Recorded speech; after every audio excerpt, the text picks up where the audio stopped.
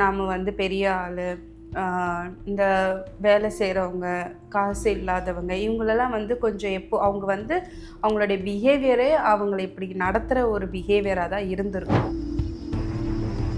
கொடூரத்தின் உச்சக்கட்டம், okay, ஒரு சுப்பீரியாரிட்டியோட உச்சக்கட்டம், இந்த untouchability, அந்த வேலை செய்கிறவங்கன்ற அந்த ஒரு உதாசீனத்தின் உச்சக்கட்டம், ஹியூமனிட்டி, அதாவது மனிதாபிமானமே இல்லாத ஒரு உச்சக்கட்டம் தான் சொல்ல முடியும். நம்மளுடைய லாவில் காசு கொடுத்து எதை வேணாலும் செஞ்சிடுறாங்களே இப்போ. ஓகே, அவங்களுக்கு காசு இருக்குன்னு நினச்சிருக்கலாம். காசு இல்லாத பொண்ணு, யாருமே இல்லாத பொண்ணு யார் தட்டி கேட்க போகிறாங்க? ஓகே, நம்ம போயிட்டு பெயிலில் வெளியே வந்துடலாம் அப்படின்ற ஒரு எண்ணம் இருந்திருக்கலாம். ஓகே, இப்போ அவங்க வந்து 6 மாதமாக அந்த பொண்ணை வந்து டார்ச்சர் பண்ணுறாங்க. அந்த பொண்ணு வந்து அதை எதிர்த்து நிற்க முடியல, யார்கிட்டயும் அவள் சொல்லலை. பக்கத்தில் வந்துட்டு நெய்பர்ஸ் இருந்திருக்காங்க, யாருமே வந்துட்டு ஏன் இப்படி பண்ணுறீங்க அப்படின்ற ஒரு விஷயம் கேட்கல. அதுக்காக போராடி போராடி வந்து திருப்பி அந்த இடத்துலயே நம்ம வந்து நிற்கிற மாதிரி தெரியுது.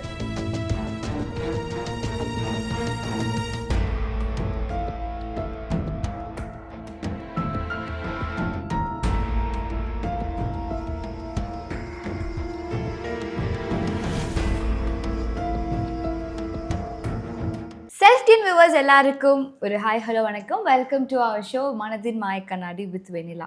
இன்னைக்கு நம்ம எந்த கேஸை பற்றி டிஸ்கஸ் பண்ண போகிறோம் அப்படின்னு சொல்லி பார்த்தீங்கன்னா, இந்த கேஸை படிக்கும் போதே எனக்கு என்ன சொல்கிறது, ரொம்ப அந்த ஹெவி ஹார்ட்னு சொல்லுவாங்கல்ல, அந்த மாதிரி தான் வந்துட்டு எனக்கு இருந்தது.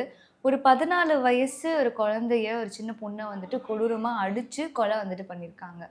இது எப்படி வந்துட்டு பண்ணியிருக்க முடியும் அப்படின்றது வந்துட்டு என்னால் யோசிக்க முடியல. ஸோ அவங்களோட மனநிலை எப்படி இருந்திருக்கும் அப்படிங்கிறத பற்றி தான் நம்ம இந்த வீடியோவில் வந்துட்டு டிஸ்கஸ் பண்ண போகிறோம் வெனிலா அக்காவோட. அவங்கள நம்ம வெல்கம் பண்ணிடலாம். ஹாய் அக்கா. அக்கா, இன்னைக்கு நம்ம வந்து எந்த கேஸை பற்றி பார்க்க போகிறோம் அப்படின்னு சொல்லி பார்த்தீங்கன்னா, நம்ம வேற எங்கேயுமே இல்லை, நம்ம பக்கத்து தெருவில் இருக்கிற அம்ஜிக்கரையில் தான் வந்துட்டு இந்த விஷயமே வந்து நடந்திருக்கு. ஒரு பொண்ணு, ஒரு 14 வயசு ஒரு சிறுமியை வந்து கொடூரமாக அடித்து கொலை பண்ணி பாத்ரூமில் போட்டுட்டு எஸ்கேப் ஆகிருக்காங்க. ஸோ இதுவும் அந்த குழந்தை வந்துட்டு அவங்க வீட்டு ஒரு குழந்தைய பார்த்துக்கிறதுக்காக வந்த ஒரு பொண்ணு தான். இந்த மாதிரி எப்படி அவங்களுக்கு வந்துட்டு தோணுது? இப்போ எப்படியா இருந்தாலும் அவங்க குழந்தைய பார்த்துக்கிறதுக்கு வந்த ஒரு பொண்ணு தான். அவங்கள வந்துட்டு என்ன பண்ணியிருந்தாலும் ஒன்று திட்டியிருக்கலாம், வார்ன் பண்ணியிருக்கலாம், அவங்க என்ன மாதிரியான ஒரு தப்பு பண்ணியிருந்தா கூட சொல்லி திருத்திருக்கலாம். ஒரு கொலை பண்ணுற ரேஞ்சுக்கு வந்துட்டு ஒரு குழந்தைய வந்துட்டு என்ன சொல்கிறது, கொலை பண்ணுற ரேஞ்சுக்கு வந்துட்டு ஒருத்தவங்களால யோசிக்க முடியுமா? முதல்ல நீங்கள் சொன்ன மாதிரி தப்பு செஞ்சுருந்தா அடிச்சிருக்கலாம், இல்லை ஏதாவது அட்வைஸ் பண்ணியிருக்கலாம், இல்லை வார்ன் பண்ணியிருக்கலாம்னு சொன்னீங்க.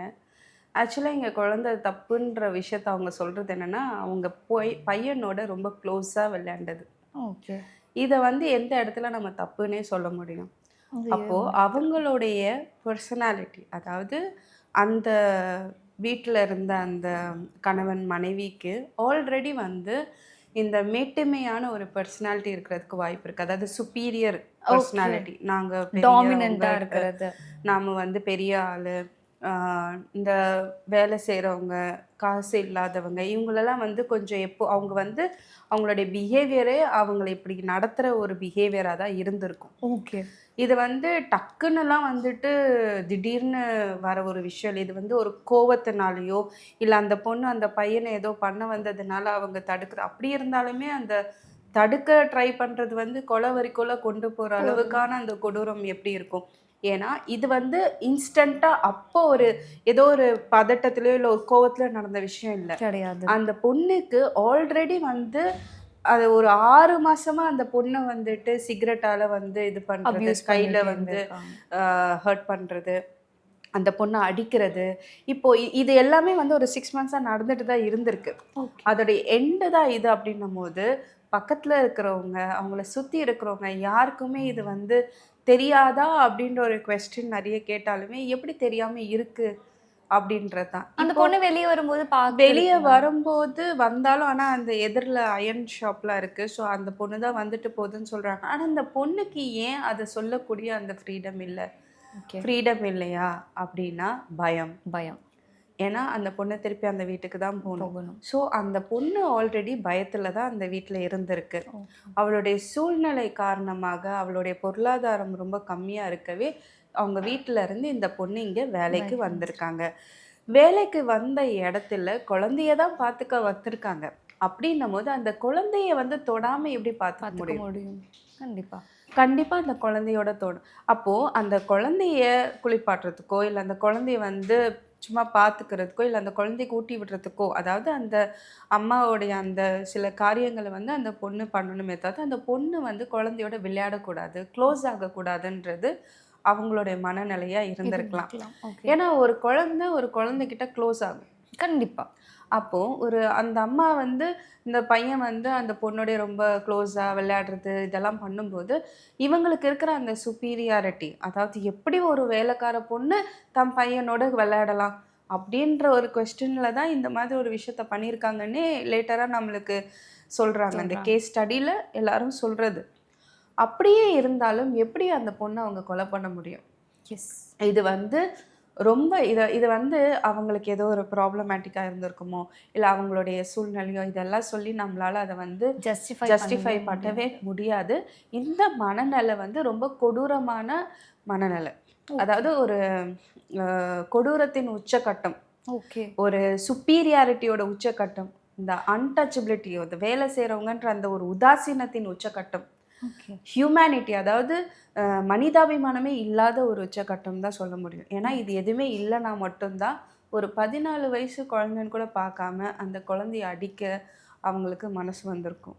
ஸோ அவங்களுடைய பிஹேவியர், அவங்க வளர்ந்த விதம், அவங்களுடைய வாழ்க்கை முறை, லைஃப் ஸ்டைல், இது எல்லாமே வந்து அந்த ஒரு பொண்ணை வந்து கீழே நடத்துறதுக்கான அந்த ஒரு இது வந்து அவங்களுக்குள்ள இருந்திருக்கு. ஸோ இதை வந்து நம்ம வந்து அந்த பொண்ணு மேலே எந்த விஷயத்தையுமே நம்மளால சொல்ல முடியாது. அந்த பொண்ணுடைய மனசு வந்து அந்த ஒரு வருஷத்துல இந்த கொடுமையெல்லாம் அனுபவிக்கும் போது தன் தகப்பன் தாய்கிட்டையும் சொல்ல முடியாது. அவளுக்கு என்ன மாதிரி ஃபேமிலி பேக்ரவுண்டே நமக்கு தெரியல. ஸோ ஒரு ஃபோன் பேச முடியாது. அவங்க அடிக்கும்போது அது எந்த அளவுக்கு அழுதுருக்கும். உட்காந்து தனியாக அந்த ரூமில் அவளுக்குன்னு ரூம் இருந்துச்சா, இல்லை அவளுக்குன்னு ஏதாவது ஸ்பேஸ் இருந்துச்சா, அவளால் அழ முடிஞ்சுதா, அவங்க அழுதாலுமே கோவப்பட்டிருப்பாங்களா, அழக்கூடாதுன்னு மிரட்டி இருப்பாங்களா, அந்த குழந்தையுடைய மனநிலையை யோசிக்கும் போது உண்மையிலே இது ரொம்ப கொடூரமான ஒரு விஷயம். அவங்களுக்கு ஏற்கனவே ஒரு குழந்தை இருக்குது. அந்த குழந்தைய எதிர்க்க ஒரு குழந்தைய அவங்க கொடுமைப்படுத்தும் போது, அவங்க என்ன அந்த குழந்தைக்கு சொல்றாங்க? அவங்க தாய் இப்ப அந்த குழந்தை எப்படி அவங்கள மதிக்கும்? கண்டிப்பா. அவங்க குழந்தையோடைய வாழ்க்கைய அவங்க வந்து பாழ் பண்ணிட்டாங்க. இப்போ அந்த குழந்தை என்ன சொல்லுவாங்க? உங்க அப்பா, அம்மா இப்படிதான் சொல்லிட்டு இப்போ எப்பவுமே நம்ம இந்த இன்சிடென்ட்ட பார்த்துட்டோம். அப்பா, அம்மா பண்ணிட்டாங்க. அந்த பொண்ணு இறந்துடுச்சு. இப்ப அந்த குழந்தை ஒண்ணு இருக்கே, அந்த குழந்தைய ஃபியூச்சர்ல யார் யார் என்னென்ன பேசுவாங்க? கண்டிப்பா. ஒரு கொலை பண்ணவங்களோட குழந்தை அப்படின்னு தான் அந்த குழந்தை தனியாயிடுச்சு. இவங்க ஜெயில்ல இருக்காங்க. இப்ப அந்த குழந்தைய யார் பார்த்துப்பாங்க? அந்த குழந்தையோட மனநிலை என்ன? அந்த குழந்தை ஸ்கூலுக்கு இப்ப அது வந்து முடிஞ்ச அளவுக்கு அந்த குழந்தையோடைய ஃபேஸ காட்டல. பட் இருந்தாலும் சுத்தி இருக்கிறவங்க அந்த குழந்தை யாருன்னு தெரியும். அந்த குழந்தையோடைய வளர்ப்பு அதுக்கு அப்பா, அம்மா இல்லாம அது வளரணும். அனாதையாக்கிட்டாங்க அந்த குழந்தைய. தன் குழந்தையே அனாதையாக்கிட்டாங்க. இப்படி ஒரு ஒரு ஒரு சூழ்நிலையில அந்த குழந்தை வளருதுன்னா, அந்த குழந்தை நாளைக்கு எப்பேற்பட்ட ஒரு மனுஷனா வளரும்? எந்த ஒரு மனநிலையில அந்த பையன் வளரும்? அந்த பையன் எப்படிப்பட்ட பையனா இருப்பான்? யாராலையும் சொல்ல முடியாது. ஸோ இந்த மாதிரி ஒரு விஷயத்துல எவ்வளோ பேருடைய வாழ்க்கைய பாதிக்கும்னு கூட தெரியாம, இந்த அளவுக்கு கூட யோசிக்காம அவங்க பண்ணியிருக்காங்க அப்படின்னா, அவங்கள நம்ம என்னன்னு சொல்றது? இப்போ அதேதான்க்கா இப்போ நானும் சொல்கிறேன். இப்போ எவ்வளவோ எக்ஸ்போஷர் வந்துருச்சு. இப்போ ஒரு சின்ன விஷயம் வந்துட்டு ஒரு மாறுதல் இருந்தாலுமே, எப்படி வந்துட்டு அதை போலீஸ் ஹேண்டில் பண்ணுவாங்க? எப்படினாலும் நம்ம இந்த விஷயத்த பண்ணால் நம்ம வந்துட்டு தண்டிக்கப்படுவோம் அப்படிங்கிறது அவங்களோட நாலேஜுக்கு கூடிய ஒரு விஷயம் தான். ஏன்னா அவங்க ஊருக்குள்ளே இல்லை, அவங்க சிட்டியில் தான் இருக்காங்க. அந்த நாலேஜ் எதுவுமே இல்லாமலாம் கிடையாது. எல்லாமே இருந்திருக்கும். ஆனால் இதையும் மீறி அவங்கள ஒரு விஷயம் நீங்கள் ஆணவம்னு வந்துட்டு சொன்னீங்க. அவங்களோட சுப்ரியாரிட்டி குவாலிட்டி எதுவாக இருக்கட்டும், ஒரு குழந்தைய கொலை பண்ணுற அளவுக்கு அது ட்ரிகர் பண்ணுமா? நம்மளுடைய லால காசு கொடுத்து எதை வேணாலும் செஞ்சிடுறாங்களே இப்போ. ஓகே. அவங்களுக்கு காசு இருக்குன்னு நினச்சிருக்கலாம். காசு இல்லாத பொண்ணு, யாருமே இல்லாத பொண்ணு யார் தட்டி கேட்க போகிறாங்க? ஓகே. நம்ம போயிட்டு பெயிலில் வெளியே வந்துடலாம் அப்படின்ற ஒரு எண்ணம் இருந்திருக்கலாம். ஓகே. ஃபர்ஸ்ட் அவங்க ஓடி போயிட்டு லாயருக்கு தானே ஃபோன் பண்ணாங்க. அப்போ லீகல் ஃபார்மாலிட்டி தெரியாமையா கால் பண்ணியிருப்பாங்க? எஸ். ஸோ அதுதான் இன்னும் எல்லாமே அவங்க மைண்டில் இந்த விஷயம் நடந்துருச்சு அப்படின்னோடனே உடனே என்ன பண்ணிட்டாங்க, அப்படியே அந்த பொண்ணை லாக் பண்ணிவிட்டு இவங்க எஸ்கேப் ஆகி லாயருக்கு தான் ஃபோன் பண்ணாங்க. எஸ். லாயருக்கு ஃபோன் பண்ணி அதுக்கப்புறம் தான் வந்து சரண்டர் ஆனாங்க. ஸோ அவங்க ப்ராசஸ் அதுக்குள்ளேயே வந்துட்டு லீகல் ஃபார்மாலிட்டிஸ் என்ன பண்ணணும், நீங்கள் அவங்க என்ன சொல்லுவாங்க, நீங்கள் போய் சரண்டர் ஆகிடுங்க, பிரச்சனை ஆகிடும், எல்லாத்தையும் பண்ணிவிட்டு இப்போதைக்கு அவங்க உள்ளே இருக்காங்க. இது வந்து பெயிலில் எடுக்க முடியாத ஒரு விஷயமா? எடுக்கலாம். இதனுடைய லா பாயிண்ட் நம்மளுக்கு என்னன்னு தெரியல. பட் அவங்களுக்கு அதாவது யூஸ்வலாகவே பார்த்தீங்கன்னா ஒரு கேஸ் போடணும், ஒருத்தவங்க நம்மளை ஏமாற்றிட்டாங்க கேஸ் போடணும்னா மனசில் காசு இருக்கிறவன் என்ன பண்ணுவான்னா கேஸ் போட்டுருவான். என்ன நடந்தாலும் நான் பார்த்துக்கிறேன். ஆனால் இந்த நடுத்தர மக்கள், காசு இல்லாதவங்க, ஐயோ நம்ம கேஸுக்கே நம்ம நிறைய ஸ்பெண்ட் பண்ணணுமே, லாயருக்கு ஃபீஸ் கட்டணுமே, நம்ம வந்து லாவில் இருக்கிற எல்லாருக்கும், அதாவது போலீஸ் ஸ்டேஷனாக இருந்தாலும் சரி, இன்ஸ்பெக்டர்ஸாக இருந்தாலும் சரி, நம்ம போய் வந்து நம்ம ஸ்பெண்ட் பண்ணணுமே, அந்தளவுக்கு நம்மளுக்கு வந்து இல்லையேன்னு சொல்லிட்டு நிறைய பேர் எந்த பிரச்சனை வந்தாலும் கேஸ் கொடுக்காமையே பேக்கப் ஆகி சமாதானத்துலேயோ இல்லை அந்த இடத்துலேருந்து போயோ இல்லை வச்சுக்கோங்கன்னு சொல்லி விட்டுட்டு எத்தனையோ பேர் போகிறாங்க. ஸோ ஒரு அவங்களுடைய அதான் நான் சொன்னேன், சுப்பீரியாரிட்டி, என்னை நாங்கள் பார்த்துப்போம், எங்களுக்கு இருக்குது அப்படின்ற ஒரு திமிராக கூட இது இருக்கலாம். ஓகே. அந்த பொண்ணுக்கு இப்போ யார் போராடுறாங்க தெரியல. யாராவது இருக்காங்களா, யாராவது இது கேஸில் போராடுறாங்களா, எதுவுமே தெரில. இப்போதைக்கு வந்துட்டு கோர்ட்டில் அவங்களுக்கு தண்டனை கிடச்சிச்சு. That is very good. ஏன்னா அவங்களுக்கு தண்டனை கிடச்சது பெரிய விஷயம். அது அந்த குழந்தைக்கு நம்ம கொடுக்குற ஒரு நம்மளால் முடிஞ்ச ஒரு அஞ்சலினே வச்சுக்கலாம்.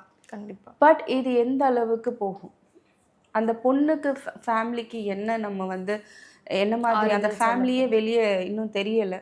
ஸோ அது என்ன நடக்குதுன்னே தெரியல. ஆனால் அந்த பொண்ணுடைய வாழ்க்கை, அந்த ஒரு உயிர், அந்த பொண்ணு எப்படி அது படிச்சிருந்துருக்கலாம், படிச்சிருந்தா நல்ல ஒரு டேலண்டான பொண்ணாக இருந்திருக்கலாம், அவள் நல்ல ஒரு சமூகத்துக்கே உதவி செய்கிற அளவுக்கு வளர்ந்துருக்கலாம், நமக்கு தெரியலை. ஆனால் அந்த உயிர் போயிடுச்சு. ஆனால் அந்த உயிர் போனதுக்கு பின்னாடி இந்த மாதிரி ஒரு மனநிலையில் இருக்கிற ஒரு ஃபேமிலி அதுக்கு காரணம்னு நம்ம நினைக்கும்போது இதை வந்து ஏற்றுக்கவே முடியாத ஒரு விஷயம். ஓகே. இதை வந்து நம்ம எதுலேயுமே வந்துட்டு இதை வந்து நம்ம ஜஸ்டிஃபை பண்ணுறதுக்கான டாப்பிக்கே இது இல்லை. கண்டிப்பாக இது முழுக்க ஒரு அரகன்சி தான். நீங்கள் இப்போ சொன்னீங்க, ஒரு அரகன்சியோட மேனர் வந்துட்டு ஓகே, அவங்கக்கிட்ட இருக்க ஆணவமாக இருக்கலாம், பணமாக இருக்கலாம், இதை வந்துட்டு ட்ரிகர் பண்ணுறதுக்கு அப்படின்னு சொன்னீங்க. மனித உணர்வுன்னு ஒன்று இருக்குல்ல, நம்ம பண்ணது தப்பு அப்படின்னு சொல்லி நம்ம ரியலைஸ் பண்ணுற ஒரு பாயிண்டில் எல்லாருக்குமே அந்த கில்ட்டி கான்ஷியஸ் வந்துட்டு நம்ம ஃபீல் பண்ணுவோம். ஒருவேளை இதை நம்ம தவிர்க்கலாமோ அப்படின்னு சொல்லி ஜென்ரலாக இப்போ நம்மளே ஒரு மிஸ்டேக் பண்ணியிருக்கோம் ஒரு இடத்துல ஒரு சுச்சுவேஷனுக்காக அப்படின்னா கூட லேட்டராக நம்ம யோசிப்போம்ல, அதுக்கு அந்த கில்ட்டை நம்ம எடுத்துப்போம்ல, அந்த மாதிரியான கில்ட்டை வந்து இவங்க எடுத்துக்கிறதுக்கான வாய்ப்பு ஏதாவது இருக்குமா?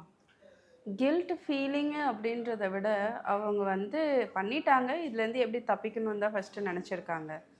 அண்ட் எப்போ வந்து ஒருத்தவங்களுக்கு வந்து கேள்வி கேட்கவோ இல்லை சப்போர்ட் பண்ணவோ யாருமே இல்லை அப்படின்றது வந்து ஆல்ரெடி இப்போ அவங்க வந்து 6 மாதமாக அந்த பொண்ணை வந்து டார்ச்சர் பண்ணுறாங்க.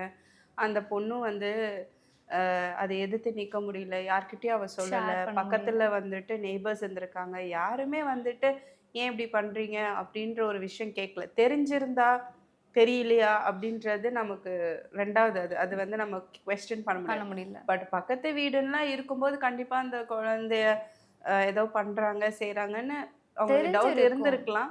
பட் அந்த குழந்தை அழாமையோ இல்லை சத்தம் போடாமையோ அவங்க கண்ட்ரோல் பண்ணி அந்த மாதிரியும் பண்ணியிருந்திருக்கலாம். பட் இந்த குழந்தை வெளியே வந்தபோது கூட அதை பெருசாக வந்து சொல்லலை. இது வந்து யூஸ்வலாகவே வந்துட்டு ரோட்டில் போகிறவங்களுக்கு அடிப்பட்டா என்ன பிரச்சனை என்ன, ஆனால் இதுவே பெரிய ஆளுங்களுக்கு வந்து நடக்கும்போது அதை வந்து டாக் பண்ணுறது, இந்த மாதிரி சொசைட்டியுமே இதை எப்படி எடுத்துகிட்டு போகிறதுன்றது இருக்குது. ஸோ நமக்கு வந்து இந்த மாதிரி ஒரு விஷயம் பண்ணால் இம்மீடியட்டாக இதுதான் அது எதுவாக இருந்தாலும் சரி, அப்யூஸாக இருந்தாலும் சரி, மர்டராக இருந்தாலும் சரி, இந்த மாதிரி சைல்ட் லேபரில் வந்துட்டு குழந்தைங்களை கொடுமைப்படுத்துறது, எக்ஸ்ப்ளாய்ட் பண்ணுறது, இது எல்லாத்துக்குமே ஸ்ட்ராங்காக பனிஷ்மெண்ட் இதுதான் அப்படின்னு இருக்கும்போது அட்லீஸ்ட் அந்த பயம் அந்த விஷயத்த பண்ணாமல் விடும். நீங்கள் சொன்ன மாதிரி அந்த கில்ட் ஃபீலிங் வந்து மனிதாபிமானம் இருக்கிறவங்களுக்கு ஏதோ தெரியாமல் பண்ணிட்டேன்னும் போது ஐயோ இப்படி பண்ணிட்டோமே, நம்ம போய் இப்படி பண்ணிட்டோமேன்ற அந்த மனசில் ஒரு இது இருக்கும். பட் அந்த அவங்கள விசாரிக்கும் போது அவங்க சொன்னது என் பையனை தொட்டதுனால, என் பையனோட அவள் எப்படி விளையாடலாம், அப்படின்னு சொல்லிட்டு அந்த கோவத்தில் அப்படின்னு சொல்லும்போது இதில் கம்ப்ளீட்டாக கில்ட் இருக்கிற மாதிரியே தெரியல. ஓகே. இது வந்து பியூராக வந்து இந்த அன்டச்சபிலிட்டி மாதிரி தான். அவன் எப்படி என்ன எப்படி தொடலான்னு எங்கேயோ அதுக்காக போராடி போராடி வந்து திருப்பி அந்த இடத்துலயே நம்ம வந்து நிற்கிற மாதிரி தெரியுது. ஸோ இந்த மாதிரி மனநிலைகள்லாம் அவங்க வளர்ந்து வந்த விதம், அவங்க அந்த பணம் காசு இதுக்கான மதிப்புகள் கொடுக்குற அந்த ஒரு விஷயம், இது எல்லாமே கலெக்டிவாக இருக்கிறது தான். ஓகே. இப்போ இவங்க மாறதுக்கான வாய்ப்பு இருக்கா லைஃப்ல? இவங்களோட என்ன சொல்றது, இந்த கேரக்டரிஸ்டிக்ஸுக்கு சேஞ்சிங் வந்துட்டு ஏதாவது ஒரு பீரியட் ஆஃப் டைம்ல நடக்க வாய்ப்பு இருக்கா? இனி என்ன சேஞ்ச் பண்ணி என்ன பண்ண போறாங்க? அவங்களுடைய சேஞ்சுக்குன்றது வெறியே இல்லை, இது இல்லை. இது வந்து அவங்களுடைய பர்சனாலிட்டி தான், அவங்களுடைய பிஹேவியராக இருந்திருக்கு. ஸோ இப்படிப்பட்ட பிஹேவியரும் பர்சனாலிட்டியும் இருந்தால் இந்த மாதிரி ஆபத்துகள் வந்து நடக்கிற நிறைய பேருக்கு நடக்கும். ஸோ உங்களுடைய மனநிலையை நீங்கள் கரெக்டாக வச்சுக்கோங்க. எல்லாருமே ஹியூமன் பீயிங்ஸ் தான். வேலை பார்க்குறதுனாலையோ காசு இருக்கிறதுனாலையோ மேலே கீழேன்ற அந்த வேறுபாடு இல்லாமல் மற்றவங்களை நடத்தணுன்ற பாடத்தை வேணால் இதிலேருந்து கற்றுக்கணும். இது வந்து இனிமேட் வரப்போகிற சமுதாயத்துக்கும் ஆபத்தாக விளைஞ்சிடக்கூடாது. ஸோ அதனால் நம்ம பசங்க எதை பார்த்து வளர்றாங்கன்றது ரொம்ப முக்கியம். இந்த மாதிரியெல்லாம் பார்த்தாங்கன்னா ரொம்ப ஒரு கஷ்டமான சூழ்நிலை வந்துடுவாங்க. ஸோ அடுத்த தலைமுறைக்கு நம்ம என்ன கொடுக்கணும், என்ன பேசணும், என்ன சொல்லிக் கொடுக்கணுன்றத ரொம்ப தெளிவாக இருந்துக்கணும். கண்டிப்பாக்கா. நீங்கள் சொன்ன ஒரு விஷயத்துலேருந்து மேபி அந்த வீட்டுக்கு பக்கத்தில் இருந்தவங்களோ அவங்களுக்கு ஒரு சத்தம் கேட்டிருக்கும் போதோ இல்லை அந்த பொண்ணோட என்ன சொல்கிறது ஏதாவது ஒரு காயத்தை பார்த்து ஒரு சந்தேகப்பட்டு என்ன அப்படின்னு சொல்லி கேட்டிருந்தாவே இதை நம்ம தடுத்திருக்கலாம் அப்படிங்கிறது தான் வந்துட்டு எனக்கு முழுக்க முழுக்க தோணுது.